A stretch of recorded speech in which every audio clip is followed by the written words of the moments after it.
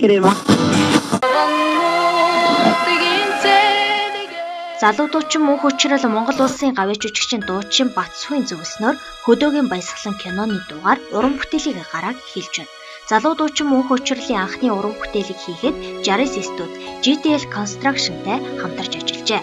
Хөдөөгийн баясгалан киноны дууг 8 дугаар сараас бэлдэж эхэлсэн байна. Харин зураг авалтыг барьцааны сангийн аж ахуй, соёл урлагийн их сургуульд 9 сараас эхлэн 10 сарын 3 хүртэл хийжээ.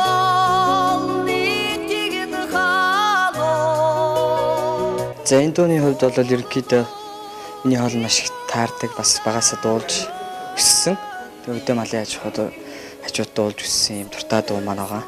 Тэгээ хоолонд нь таарч ирсэн учраас дуулсан. Ерөнхий бол санаа зөвлөөг бол Монгол Улсын гавьяа жүжигчин Батсуй ах маань өгөөд тэгээд дуул студи дээр хоолоогоо бичүүлээд Jaris студи клипээ хийгээд гээвж.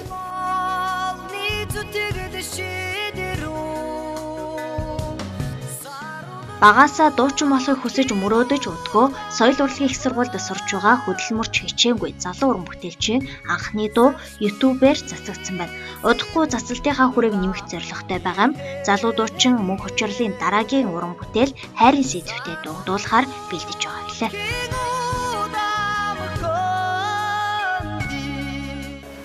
За дараагийн уран бүтээлчийг мэдээж одоо бас залуу хүн байгаа учраас хайрын дууг дуулъя гэж бодож байгаа. Мөнгө цэцэг шиг хүлээлтгээд дуугаа дараач энэ дөө.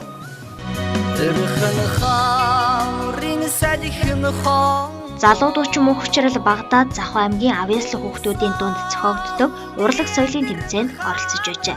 Мөн би эстрадын дуучин тэмцээнд орж эхний байрт багтаж байсан чадварлаг залуу дуучин юм.